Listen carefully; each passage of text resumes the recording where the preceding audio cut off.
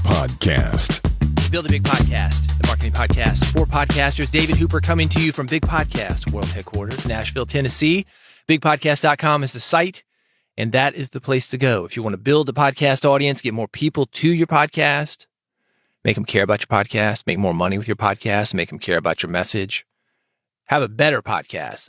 I hope you do that there, and I'm going to help you do that here. This is part 2 of a series that I'm doing on audience interactivity. If you've not heard part 1, it's what I call a wedding DJ trick. And if you want that, bigpodcast.com/subscribe. Get on the feed, baby. Get that last episode. Make sure you hear it. Got 3 buttons for you. One for Android, one for iPhone, one for RSS. It's super easy. You get it for free. It's delivered automatically. You're going to get that wedding DJ trick about how to grow your podcast, specifically your audience interactivity on your podcast through something very simple that you can do on your next episode. On this episode, I'm going to call it a horror movie trick. Zita Christian, she is the oldest podcaster that I know. She started podcasting at age 69. She's 74 years old now. She just did a radio segment about dementia. I want you to check out this trailer. My husband is a gentleman, a handsome, honest, hardworking, romantic man, 8 years my senior. Our 40th wedding anniversary was last summer. We didn't celebrate. He doesn't know who I am. That hits hard. And the reason it hits hard is because of tension. That's why I call this the horror movie trick. If you've ever seen a horror movie from the 80s, you know what I'm talking about. Something is happening. Scary sounds, weird stuff, something. We don't know what it is. That's the tension. But we know it's coming. Something's going on in the background that the people on the screen don't know, or maybe they know a little bit of it. Maybe you want to jump in and say, don't do it.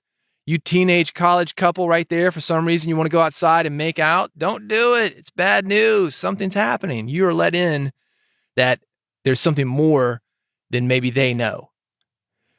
Same thing happened with this podcast intro. You know that something is going to happen when she drops that bomb on you, and you're just waiting for it. So you keep watching, you keep listening. That's what you want the listeners of your podcast to do. 2 things to add to your podcast if you want to keep people engaged. What you heard on the opening to Zita's piece, it's also a trailer, is she's building tension. She does that with her words, and she does that with music. But the other thing that she does is this, and this is what makes something interesting. This is why you change your words up. You don't play a recording. You don't want people to know what's coming. You're going in one direction, and then you go into another. It keeps you on your feet. You don't get bored. I've got another clip for you. This is another clip from Zita. It's from the same piece. It's a little bit longer, but it's related to what I talked about on the last episode, which is releasing that tension, getting your audience to fill in the blanks. I want you to stick with me on this. It's about 7 minutes. It's important. It's an important message for one. I think when you hear it, you're like, oh, okay.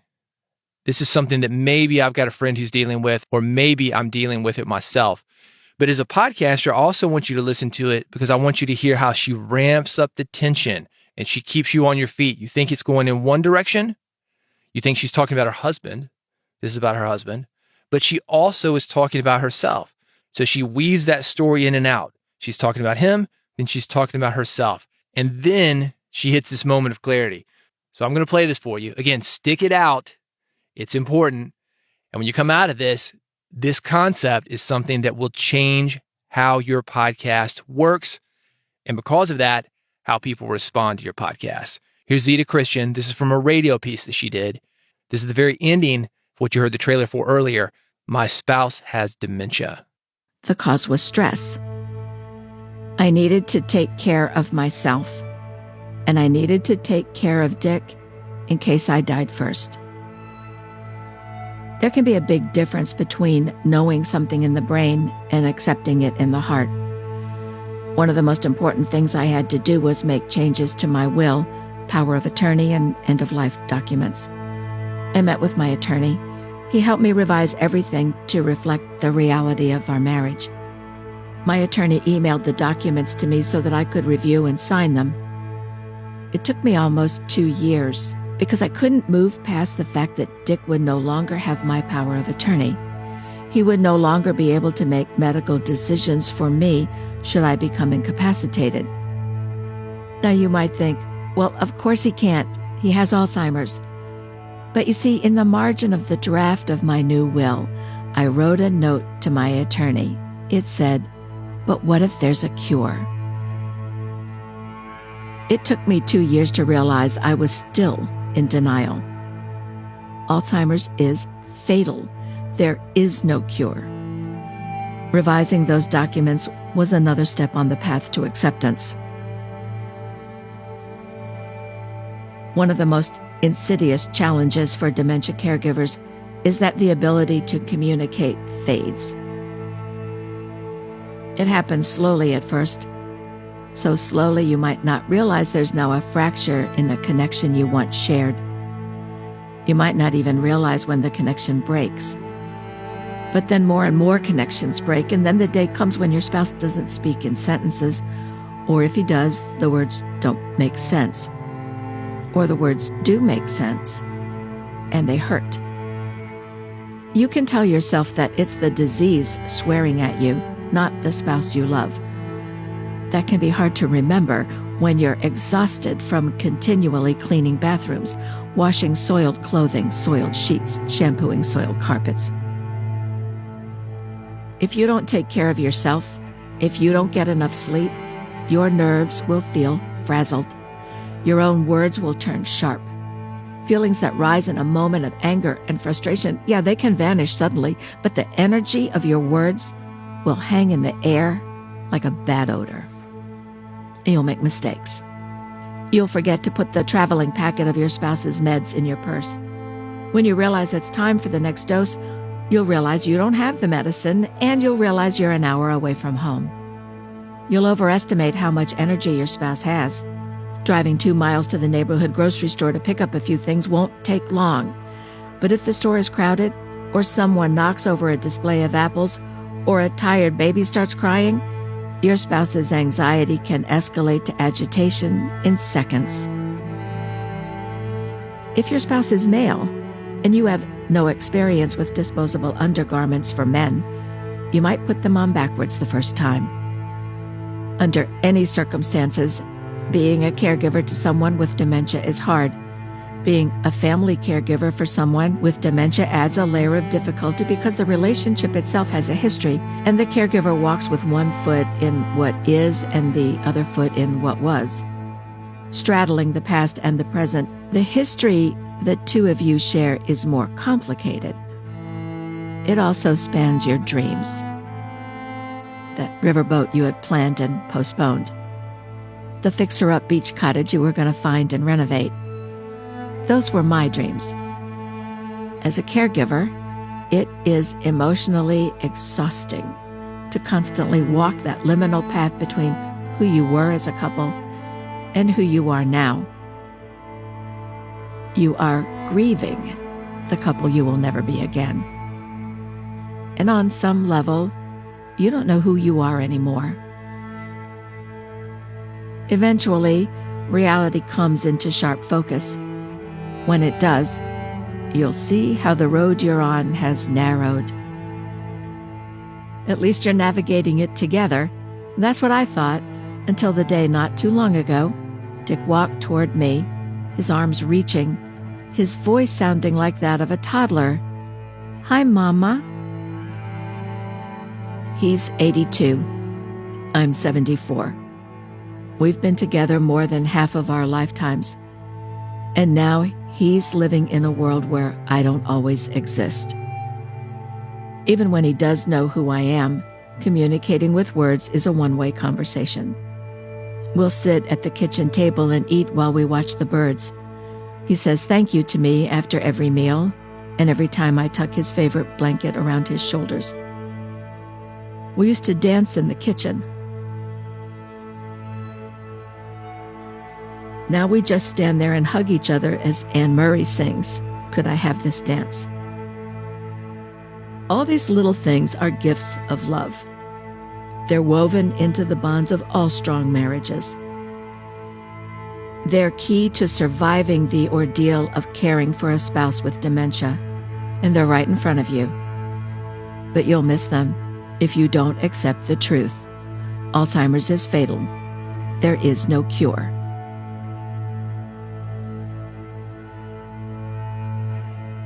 I don't know how or when the story of being my husband's caregiver will end. We caregivers learn to live in uncertainty. We're told to practice self-care, and that's not empty advice because we tend to neglect our own health. We cancel our medical appointments. We don't always exercise. We don't get enough sleep. We go through the stages of grief while our spouse is still alive. There's a reason that 40% of caregivers die first. We know the truth, and we need others to know it too. Boom! That whole thing is tension. Then she just ends it. And people listening, you're one of them. Maybe you're wondering, what happened to her? What happened to Zita? Or more importantly, what can I do? How does this affect my life? Again, this goes back to the previous episode that I did with Steve Stewart. We were talking about the wedding DJ trick. When you leave something open, you are forcing the audience to deal with that. They cannot just leave it open. It's too uncomfortable. They want it resolved. Zita could have tied everything up in a nice bow, but she didn't. And because of that, we are forced to think about what happened to her, what happened to her husband, what's happening with us. Is she going to be okay? Is she okay? We don't know. Have you ever seen one of these Lifetime movies, maybe a Netflix movie? I'm talking about an original Netflix movie, something they produced themselves. There's a beginning, there's a middle, and there's an end. Everything is wrapped up in a nice bow. They get married. They ride off into the sunset. They live happily ever after. That's great for kids. You got a fairy godmother, a princess. The real world does not work that way. And I'm not saying those movies don't have an appeal. They're all over Lifetime. They're all over Netflix. Because sometimes, because our lives don't work that way, we like to think that a nice bow is possible for some people. But you cannot think of one of those Lifetime movies or Netflix movies that you have watched that has had real impact on people. They don't. You watch them and you move on to the next one. It's like a romance novel. You watch it, you read it, you move on to the next one. Do you know the average romance reader? I'm talking about somebody who really is into that genre. Over 100 books a month. Is that not insane?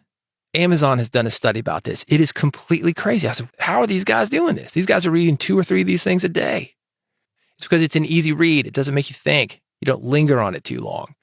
Way too often as podcasters, we leave people with a complete story like that. I mean, it's incomplete, but we wrap it up with a nice bow. And that's okay. But if you're looking to do something that gets under the skin of people, and I mean that in a good way, what Zita has done is what you need to do.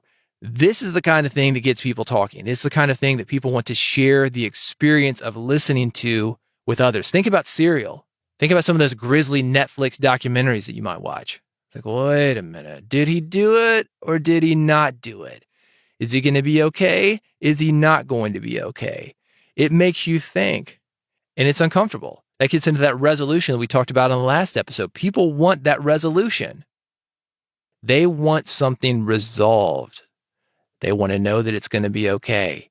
They want to know they're going to be okay. But when it doesn't do that, what do? You start talking about it with other people. It gets you thinking. A podcast like that lasts in your mind for a while. Maybe, hopefully, it gets you to take action. And it lets real change happen. Zita did this piece for a cluster of radio stations out in California. It went on 5 stations out there. The hope is that this message is going to reach people that are either going through it and they're going to know that they're not alone, or for somebody who's not going through it, because of the way she tells it, you only heard a small part of this story. You heard the ending, you heard the very beginning, but there's that middle ground that maybe this story with all its tension, you keep listening, and that tension is building and she's weaving and bobbing. And you're like, where is this story going to go? I want to keep listening.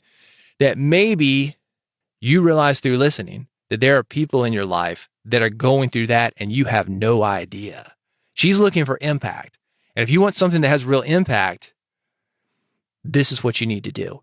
If you need help with this, reach out to me, bigpodcast.com. If you want more tips, tricks, strategies to build a better podcast, get people interested in your podcast, make money with your podcast, stick around. I got them. Bigpodcast.com/subscribe is where to go. That will get you subscribed to this podcast. I've got 3 buttons for you. iPhone, Android. I've got an RSS feed for you. However you get your podcast, I'm going to get you hooked up. It's going to be done in one click. Bigpodcast.com/subscribe. Thank you for listening to Build a Big Podcast. Keep making those podcasts. Reach out to me if you need help. Bigpodcast.com. And I will see you on the next episode of Build a Big Podcast.